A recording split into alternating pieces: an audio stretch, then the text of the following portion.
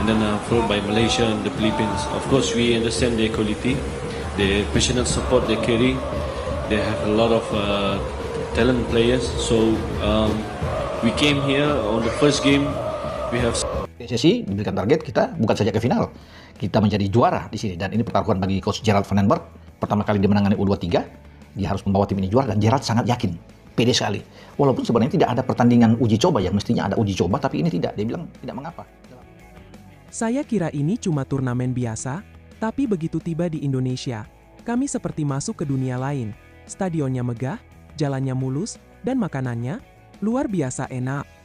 Ujar pelatih Brunei U23 dengan ekspresi tak percaya, jelang duel panas lawan timnas Indonesia. Namun, sebelum kita selami lebih jauh euforia ini, subscribe dan nyalakan loncengnya sekarang juga. Satu klikmu bantu aku menuju 100.000 subscriber.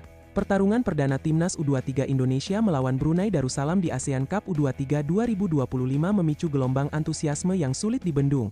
Sejak penjualan tiket dibuka di platform daring resmi federasi dan beberapa marketplace mitra, antrean digital langsung menumpuk sepanjang malam. Dalam hitungan 1 jam, 60.000 lembar amplas tak bersisa, server sempat melambat, notifikasi sold out bertebaran, dan tagar Garuda Full House memuncaki trending di 5 negara ASEAN. Fans Brunei yang baru mendaftar pada gelombang kedua tercekat melihat status kursi berubah abu-abu, menandakan tribun sudah berpindah tangan ke pendukung tuan rumah. Kejadian langka ini dipantau media Malaysia, Singapura, hingga Vietnam, yang menyoroti betapa cepat dan rapinya ekosistem tiket daring Indonesia sekarang.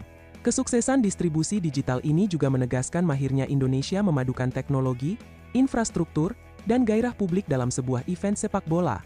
Modern tak berhenti di situ, panitia menyiapkan skema reselling terverifikasi untuk mencegah calon nakal.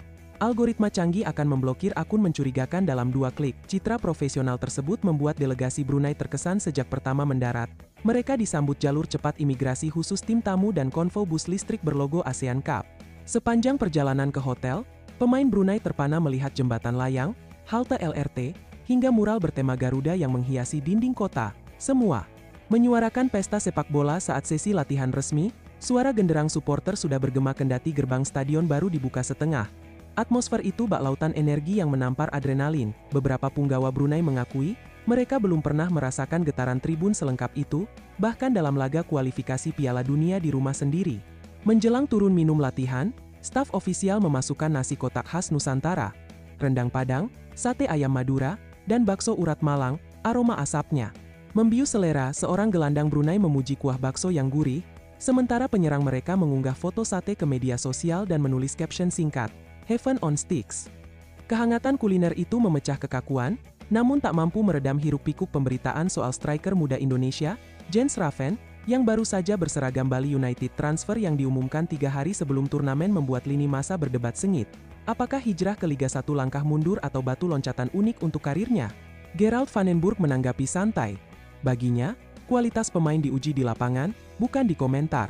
Ia menekankan bahwa Jens kini punya platform ideal untuk bermain reguler. Pelatih asal Belanda itu menegaskan seluruh skuad wajib bersaing, entah Hoki Caraka, Jehan Rivaldi, atau nama lain.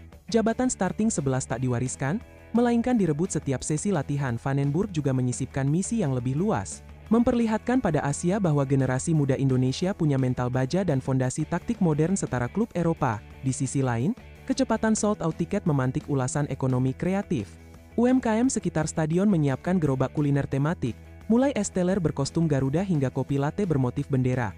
Hotel-hotel di radius 5 km mencatat okupansi 98%, sementara layanan ride-hailing menambah armada motor listrik untuk mempermudah mobilitas supporter ramah lingkungan. Akademisi olahraga menilai fenomena ini bukti nyata kekuatan soft power Indonesia. Supporter tidak hanya menonton, tapi menjadi duta pariwisata dadakan.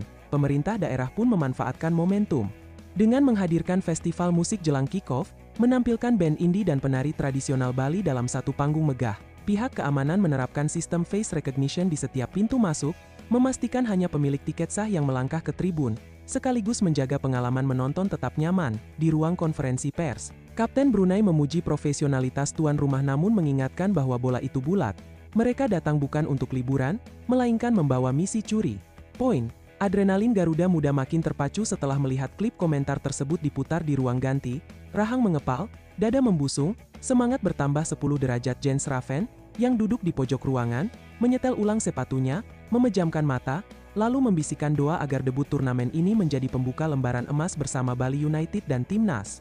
Di luar stadion, langit Jakarta menjingga, menambah dramatis panorama ribuan supporter berseragam merah yang mengular memasuki gate sesuai jadwal masuk bergelombang. Setiap langkah mereka diiringi nyanyian, "Tanah Airku," yang bergema, seakan mengawal para pemain bak pahlawan kembali dari medan perang. Tatkala lampu sorot raksasa dinyalakan, wajah para pemain Brunei terlihat gugup, namun mereka mencoba tegar.